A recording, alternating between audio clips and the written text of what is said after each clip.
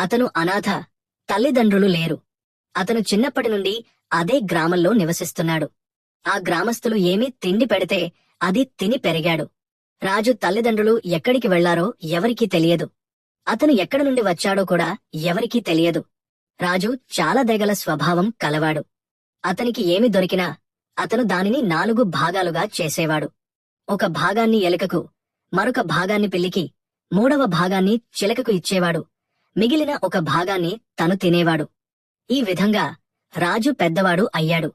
ఒకరోజు ఊరిలోని ఒక ధనవంతుడు రాజుతో, ఒరే రాజు, ఎన్నాళ్ళు ఇలా ఇతరులు పెట్టిన తిండితో కడుపు నింపుకుంటావు?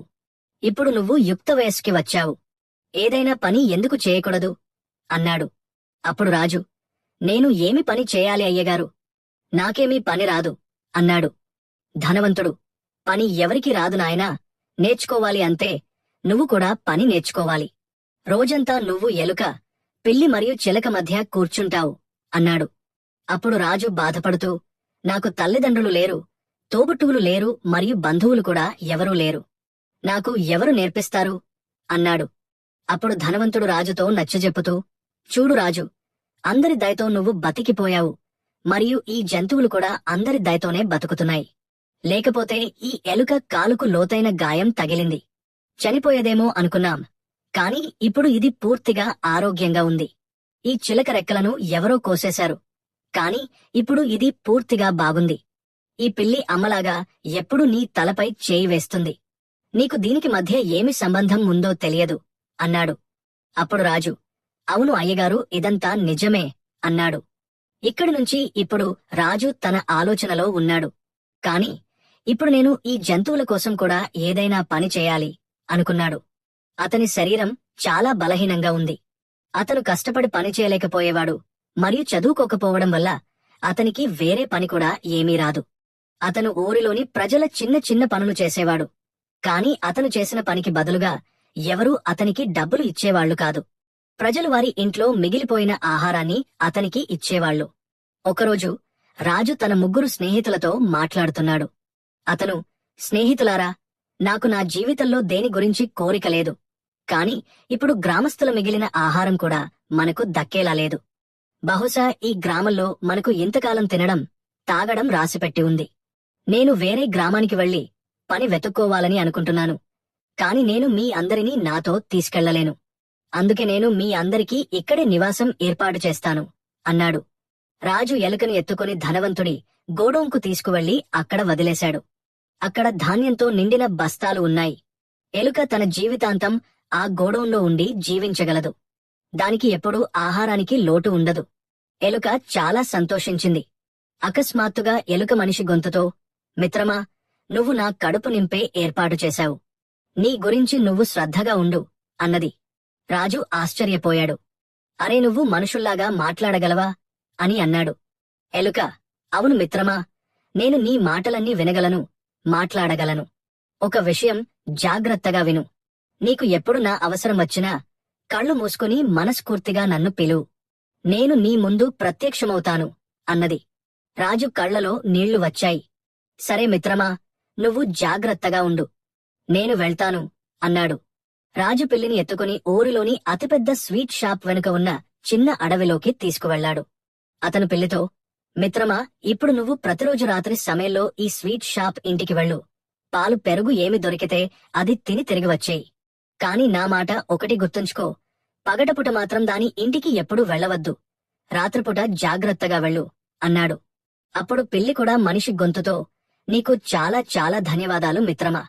నన్ను నువ్వు ఎంతో జాగ్రత్తగా చూసుకున్నావు. నీకు ఏమి దొరికినా ఎప్పుడూ మనందరితో కలిసి తిన్నావు. నువ్వు నీ గురించి జాగ్రత్తగా ఉండగలవా అని అడిగింది. రాజు, ఏమిటి, నువ్వు కూడా ఎలుకలాగా మాట్లాడగలవా అని అడిగాడు. పిల్లి, అవును మిత్రమా, నేను మరియు ఎలుక మాత్రమే కాదు, చిలక కూడా నీ భాషలో మాట్లాడగలదు. మన ముగ్గురం నీ మాటలను అర్థం చేసుకుంటాము. నువ్వు నీ గురించి జాగ్రత్తగా ఉండు. ఎప్పుడు అవసరమైతే అప్పుడు కళ్ళు మూసుకుని నన్ను గుర్తు చేసుకో. నేను నీ ముందు ప్రత్యక్షమవుతాను అన్నది. ఇప్పుడు రాజు చిలకను తీసుకుని నది దగ్గరికి వెళ్లాడు. రాజు, మిత్రమా, నాకు తెలుసు నువ్వు కూడా ఎలుక మరియు పిల్లిలాగానే మాట్లాడగలవు.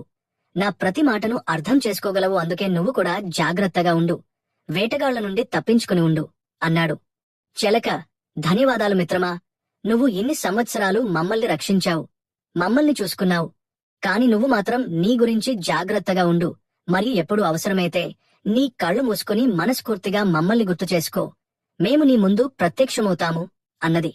రాజు ఆలోచిస్తున్నాడు. నాకు ఏ పని రాదు, నేను ఏమి చేయాలి? అప్పుడే అతనికి ఊరికి వచ్చే పాము పట్టేవాడు గుర్తొచ్చాడు. అతను పాము పట్టేవాడి దగ్గరికి వెళ్లి, మీరు నాకు ఏదైనా పని నేర్పించగలరా, లేదా ఏదైనా పని ఇవ్వగలరా అని అడిగాడు. పాము పట్టేవాడు, నువ్వు ఏమి పని చేయగలవు? నా పని చాలా ప్రమాదకరమైనది అన్నాడు. దీన్ని నేర్చుకోవడానికి చాలా సమయం పడుతుంది. పాములను పట్టుకోవడం, వాటి విషపూరిత దంతాలను తొలగించడం చాలా కష్టమైన పని. ఇందులో ప్రాణాలు కూడా పోవచ్చు. రాజు అన్నాడు, భయం లేకుండా కూడా ప్రాణాలు పోతాయి కదా. సరే, మీరు అదే కోరుకుంటే నేను మీతో ఉండగలను. సర్పం పట్టుకునేవాడు అన్నాడు, సరే, మీరు అదే కోరుకుంటే మీరు నాతో ఉండవచ్చు.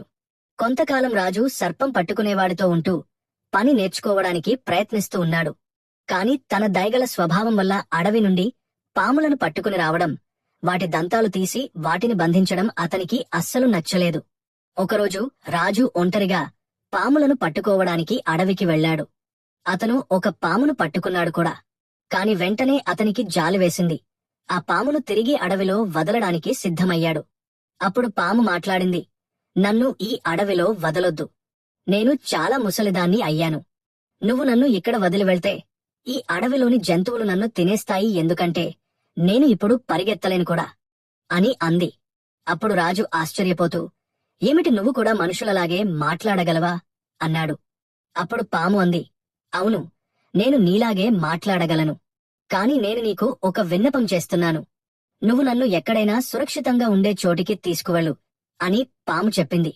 రాజు అడిగాడు, కాని నేను నిన్ను ఎక్కడ వదలను, ఎక్కడ నువ్వు సురక్షితంగా ఉంటావు? నువ్వే నాకు ఏదైనా చోటు చెప్పు అన్నాడు. అప్పుడు పాము చెప్పింది, నన్ను తీసుకుని అడవిలో తూర్పు దిక్కుకు వెళ్ళు. రాజు పామును ఎత్తుకుని అడవిలోని తూర్పు దిక్కుకు నడవడం మొదలుపెట్టాడు. కాసేపు నడిచిన తర్వాత అతనికి ఒక గుహ కనిపించింది. పాము అంది, నువ్వు నన్ను ఈ గుహ దగ్గర వదిలిపెట్టు. నా తోకను గట్టిగా పట్టుకో. ఇప్పుడు నాతో పాటు వస్తూ ఉండు. రాజు పామును గుహ దగ్గర ఉంచాడు. దాని తోకను గట్టిగా పట్టుకున్నాడు.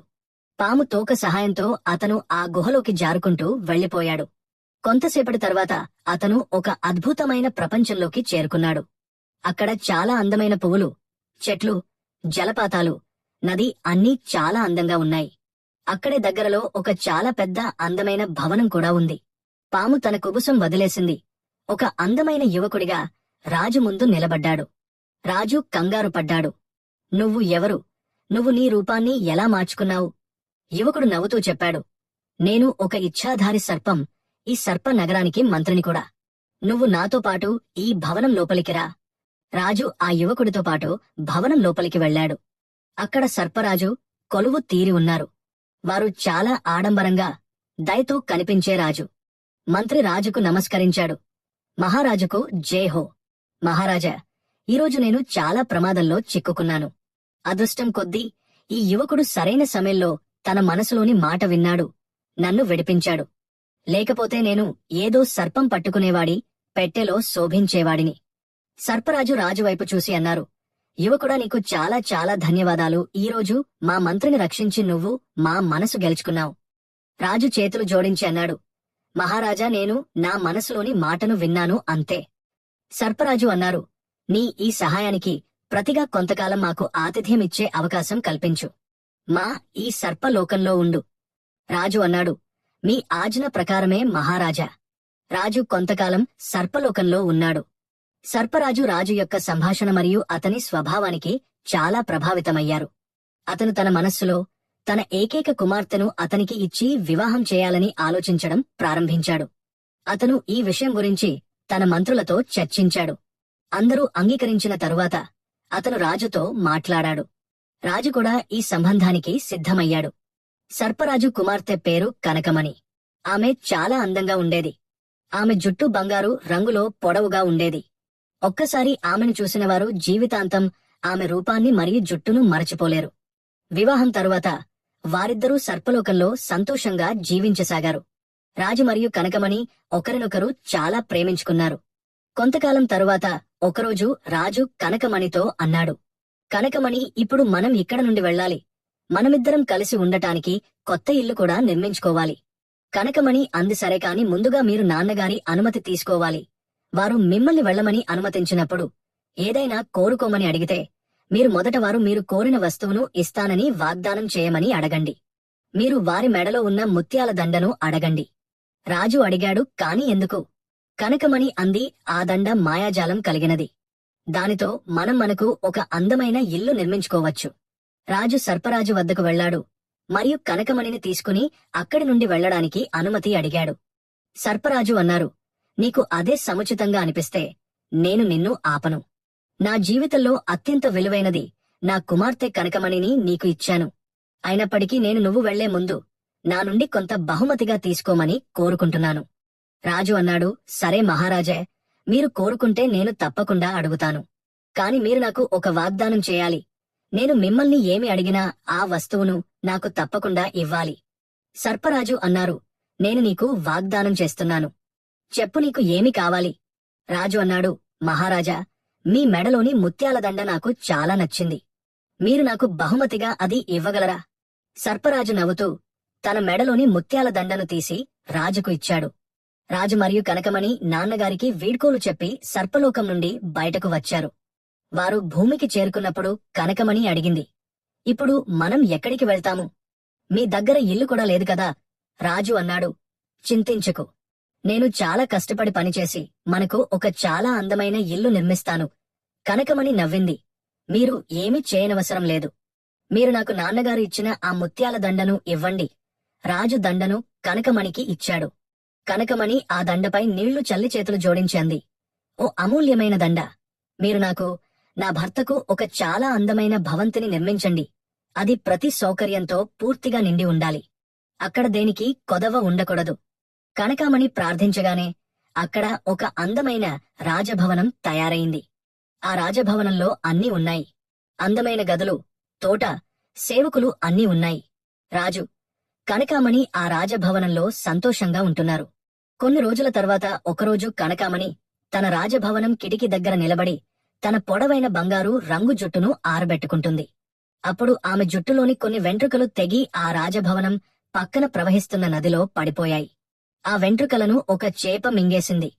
అదే సమయంలో కొంతమంది మత్స్యకారులు నదిలో చేపలు పడుతున్నప్పుడు ఆ చేప కూడా వారి వలలో చిక్కుకుంది.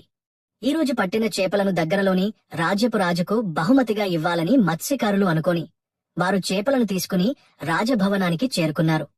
మత్స్యకారులు రాజుకు నమస్కరించి, మహారాజుకు జై అని అన్నారు. ఓ మహారాజా, ఈరోజు మేము చాలా చేపలు పట్టాము. వాటిని మీకు బహుమతిగా ఇవ్వాలనుకుంటున్నాము అన్నారు. ఆ రాజు సంతోషంతో, మీ బహుమతిని స్వీకరిస్తున్నాము అని, ఈరోజు భోజనంలో వీటినే తినడానికి ఇష్టపడతాము అని అన్నారు. తరువాత రాజు వెంటనే వంటవానితో చేపలు వండమని చెప్పాడు. ఆ వంటవాడు చేపలను కోసి వండటానికి సిద్ధమయ్యాడు. అప్పుడు ఒక చేప కడుపులో అతనికి బంగారు రంగు జుట్టు కనిపించింది. వాటిని వెంటనే రాజు దగ్గరకు తీసుకుని వెళ్లాడు. మహారాజా, నాకు చేప కడుపులో బంగారు రంగు జుట్టు దొరికింది అని వంటవాడు చెప్పాడు. రాజు ఆ జుట్టును చూసి, ఇది ఏదో ఒక స్త్రీ జుట్టులా ఉంది. ఈ జుట్టు ఎవరిదైతే ఉంటుందో ఆ స్త్రీ ఎంత అందంగా ఉంటుందో, ఆమె రూపం ఎంత వింతగా ఉంటుందో అని అనుకున్నాడు. వెంటనే తన మంత్రితో, మంత్రిగారు, ఈ బంగారు జుట్టు ఎవరిదో కనుక్కోండి. ఎందుకంటే నేను ఆ స్త్రీని నా రాజ్యానికి మహారాణిని చేయాలనుకుంటున్నాను అని చెప్పాడు. మంత్రి, అలాగే ఆజ్ఞ మహారాజా అని తన సైన్యంతో కలిసి వెళ్లి కనుక్కోవడం మొదలుపెట్టాడు. అప్పుడు రాజు ముందు ఒక కుంటి దాసి వచ్చింది. ఆమె, మహారాజా, బంగారు జుట్టు సర్పలోకపు రాకుమార్తెకు మాత్రమే ఉంటుంది. ఆమె సర్పలోకంలో ఉంటుంది. ఆమె భూమి మీదకు ఎలా రాగలదు అని అన్నాది. అప్పుడు రాజు ఆమెకు జరిగిన విషయం మొత్తం చెప్పాడు. కుంటిదాసి, మహారాజా, నాకు ఒక 100 బంగారు నాణేలు 10 మంది సైనికులు ఇప్పించండి. నేను దీని గురించి చాలా త్వరగా తెలుసుకుని మీ దగ్గరకు తిరిగి వస్తాను అని చెప్పింది. రాజు కుంటిదాసికి ఒక 100 బంగారు నాణేలు 10 మంది సైనికులను ఇచ్చాడు.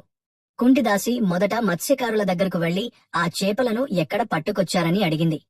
మత్స్యకారులు ఆమెకు నది గురించి చెప్పారు. కుంటిది సైనికులతో కలిసి నావ ఎక్కింది. వారు ఆ నది వెంబడి నడుస్తూ ఉన్నారు.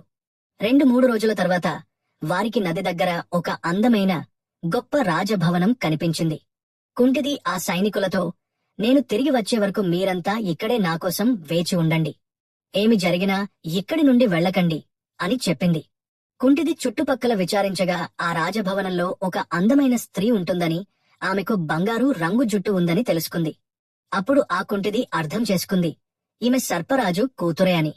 మెల్లిగా ఆమె రాజభవనం లోపలికి ప్రవేశించింది.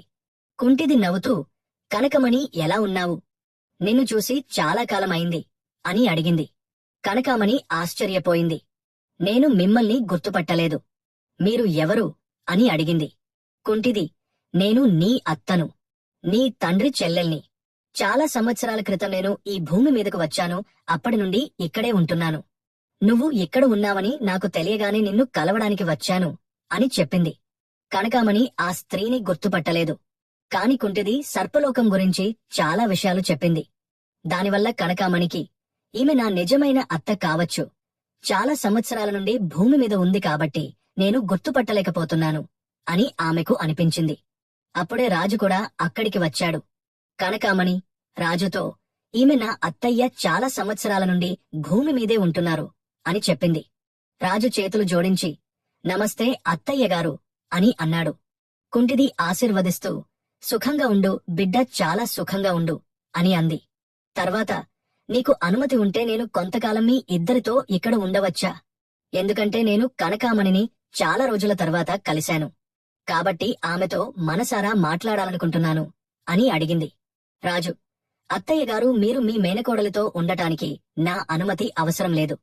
మీరు ఎప్పటివరకు ఉండాలనుకుంటే అప్పటివరకు సంతోషంగా ఇక్కడ ఉండవచ్చు అని చెప్పాడు. కుంటిది కొంతకాలం కనకామణి రాజుతో కలిసి రాజభవనంలో ఉండటం మొదలుపెట్టింది. ఈ మధ్యలో, మాటల మధ్యలో సర్పలోకం నుండి భూమి మీదకు రావడానికి గల కారణం, రాజు సర్పలోకంలోకి వెళ్లే ముందు ఏం జరిగిందో అన్నీ తెలుసుకుంది. ఆమెకు మాయా పూలమాల గురించి కూడా తెలుసుకుంది. కొన్ని రోజుల తర్వాత రాజు రాజభవనం నుండి బయటకు వెళ్లాడు. కుంటిది కనకామణితో, కనకామణి, మనం ఈరోజు బయటకి వెళ్దాం అని అన్నది. అప్పుడు కనకామణి, ఎక్కడికి వెళ్లబోతున్నాము అత్తయ్య అని అడిగింది. కుంటిది, ఇక్కడే దగ్గరలో చాలా అందమైన అడవి ఉంది, చాలా అందమైన నది ఉంది. నేను నిన్ను పడవ షికారుకు కూడా తీసుకువెళ్తాను అని చెప్పింది. కనకామణి సంతోషించింది.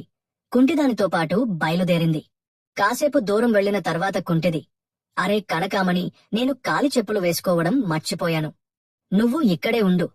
నేను ఇప్పుడే చెప్పులు వేసుకుని తిరిగి వస్తాను అని చెప్పింది. కనకామణి, సరే అత్తయ్య, నేను ఇక్కడే మీకోసం ఎదురు చూస్తూ ఉంటాను అని చెప్పింది. కుంటిది తిరిగి రాజభవనానికి వెళ్లి మెల్లగా మాయ ముత్యాల మాలను దొంగిలించింది. తర్వాత తన చెప్పులు వేసుకుని తిరిగి కనకామణి దగ్గరకు వచ్చేసింది. కుంటిది, పద కనకామణి, ఇప్పుడు మనం కాసేపు పడవ షికారుకు వెళ్దాం అని చెప్పింది. కనకామణి, అవును అత్తయ్య, నేను చాలా రోజుల నుండి పడవ షికారు చేయలేదు అని అంది. ఇద్దరూ నావలో కూర్చున్నారు. కుంటిది తనతో పాటు వచ్చిన సైనికులకు సైగ చేసింది. వారు నావను వేగంగా నది అవతలి ఒడ్డుకు తీసుకువెళ్లడం మొదలుపెట్టారు. కనకామణికి ఏదో తేడాగా అనిపించింది. మనం ఎక్కడికి వెళ్తున్నాము అత్తయ్య? వీళ్లు ఇంత వేగంగా నావను ఎందుకు నడుపుతున్నారు అని అడిగింది. కుంటిది గట్టిగా అరుస్తూ కోపంతో, ఏమీ మాట్లాడవద్దు, ఈ నావలో కూర్చో, అల్లరి చేయాల్సిన, ఏమీ మాట్లాడాల్సిన అవసరం లేదు. ఎందుకంటే నిన్ను ఇక్కడ రక్షించడానికి ఎవరూ రారు అని చెప్పింది. అప్పుడు కనకామణి అర్థం చేసుకుంది, ఇక్కడ అరిచి ఏదైనా మాట్లాడినా ఉపయోగం లేదు. ఎందుకంటే తన మాటలు వినేవాళ్లు ఇక్కడ ఎవరూ లేరు అని, తన భర్త రాజు తనను తప్పకుండా వెతుక్కుంటూ వస్తాడని ఆమెకు పూర్తి నమ్మకం ఉంది. కొంత సమయంలో కుంటిది సైనికులు కనకామణిని రాజు దగ్గరకు తీసుకువెళ్లారు. కుంటిది, మహారాజా, ఇదిగో మీ బంగారు జుట్టుగల స్త్రీ, ఈమె పేరు కనకామణి అని చెప్పింది. రాజు చాలా సంతోషించాడు. మేము నీ పనికి చాలా సంతోషించాము. నీకు ఏమి కావాలో చెప్పు అని అడిగాడు. కుంటిది, మహారాజా, ఈ అమూల్యమైన స్త్రీకి బదులుగా నేను మీ దగ్గర ఏమీ అడగగలను చెప్పండి అని అడిగింది. రాజు కుంటిదానికి చాలా ధనం, బంగారం, వెండి, నగలు, వజ్రాలు ఇచ్చాడు. కుంటిది మాయ ముత్యాల మాల గురించి రాజుకు ఏమీ చెప్పలేదు. ఆ మాలను తన దగ్గరే పెట్టుకుని అక్కడి నుండి వెళ్లిపోయింది. మరోవైపు కనకామణికి రాజు తనను వెతుక్కుంటూ చాలా త్వరగా వస్తాడని పూర్తి నమ్మకం ఉంది. కాని మాయ పూలమాల కుంటిదాని దగ్గర ఉందని ఆమెకు తెలియదు. రాజు కనకామణి దగ్గరకు వచ్చి, నీవు దేని గురించి భయపడాల్సిన, నేను నిన్ను సంతోషంగా నా రాజ్యంలో మహారాణిగా చూడాలనుకుంటున్నాను అని రాజు అనగా, అప్పుడు కనకమణి అంది, మహారాజా, ఆ స్త్రీ నన్ను మోసం చేసి ఇక్కడికి తీసుకువచ్చింది. కాని నేను మీ స్వభావానికి ఆకర్షితురాలినయ్యాను. నేను మిమ్మల్ని ఒక విన్నపం చేయాలనుకుంటున్నాను. మీకు సమ్మతమైతే మీరు నా కోరిక తీర్చగలరా అని అడిగింది.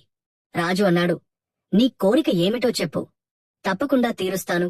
కనకమణి అంది, నేను 6 నెలల వరకు మీరు నా దగ్గరకు రావడానికి ప్రయత్నించకూడదని కోరుకుంటున్నాను. 6 నెలల తరువాత మీరు ఎలా కోరుకుంటే అలా ఉంటాను. రాజు కనకమణి రూపానికి ముందే ఆకర్షితుడయ్యాడు. అతను వెంటనే సరే అన్నాడు.